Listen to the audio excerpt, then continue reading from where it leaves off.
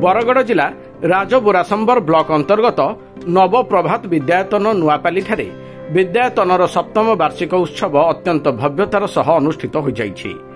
नवप्रभात विद्यायतन 2018 मसीह हिंदू नववर्ष दिन स्थापित होइथिला। तेणु सही उद्देश्य रे प्रत्येक वर्ष एही दिन रे ही वार्षिक उत्सव पालन करा जाए।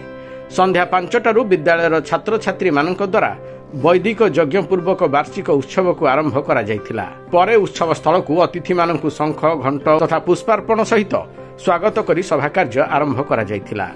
उक्त सभारे मुख्य अतिथि भावे टेकचांद दुआन अवसरप्राप्त अध्यक्ष सोहेला डिग्री महाविद्यालय जोग दैथिबा बेले मुख्य वक्ता श्रीजुक्त अजित शतपथी वरिष्ठ आईनजीवी, सम्मानित अतिथि श्रीजुक्त तेजराज साहू अवसरप्राप्त प्रधान शिक्षक, नवप्रभात चैरिटेबल ट्रस्ट अध्यक्ष आचार्य भगवान देव, नवप्रभात वैदिक विद्यापीठर प्रधान आचार्य बृहस्पति शास्त्री, श्रीजुक्त प्रेम प्रकाश शास्त्री, श्रीजुक्त पुरंदर शास्त्री, भारती नंदन बंधु एवं महिपाल स्वाई जोग देइथिले।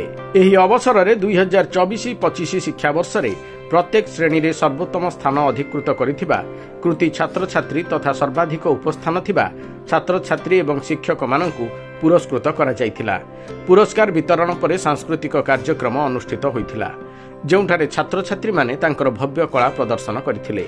विद्यालयर प्रधान आचार्य श्री निरंजन महापात्र वार्षिक विवरणी पठन करिथिबा बेले विद्यालयर शिक्षयित्री कुमारी स्मृति शिखा प्रधान एवं श्रीमती सुधाराणी दोरा मंच परिचालना करथिले। श्री दीपक कुमार भोईंक रचित एवं श्रीजुक्त माधव सिंह बरिहांक निर्देशित नाटिका अंधी जनता निष्ठुर नेता प्रदर्शित होइथिला।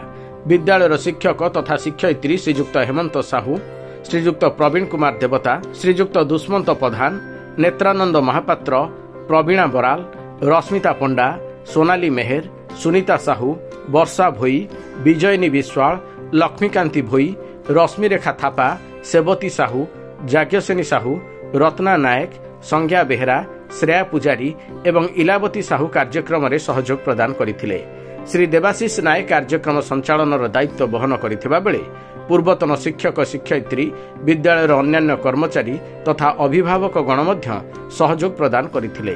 परिशेष रे विद्यालयर परिचालना निर्देशक श्रीजुक्त रविशंकर प्रधान धन्यवाद अर्पण पूर्वक सभा सांग करथिले।